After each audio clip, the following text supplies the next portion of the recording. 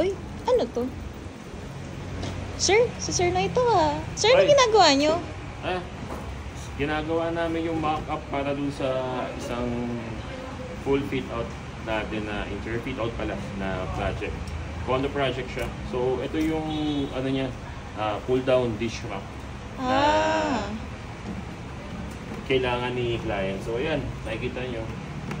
So, ito usually nilalagay ito sa overhead. Tinitignan ko lang kung okay yung okay yung mechanism. So, soft closing siya, hindi magugulo yung mga plato or magugulo. So, dito hinahawakan niya pang pull down. Ganda. Okay, then gusto mo iangat, then kahit bitawan mo, so soft closing siya. So, minamakap lang namin kung tama siya sa carcass na ilalagay natin sa overhead.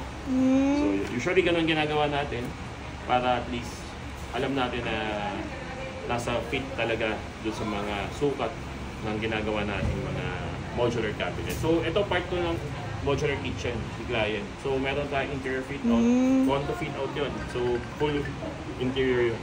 Okay, so tumatawag na si Engineer Bon. Kaya nga, sir eh. So, Sige, sir. Ang init niyan. Kaya nga po eh. Sige, sir. Salamat, sir. Ang ganda, ang dami ko natutunan. Sige, Kaya sir. choose excellent home decor. Pagawa na kayo, guys. Subok dito. Tama. Bye-bye. Peace.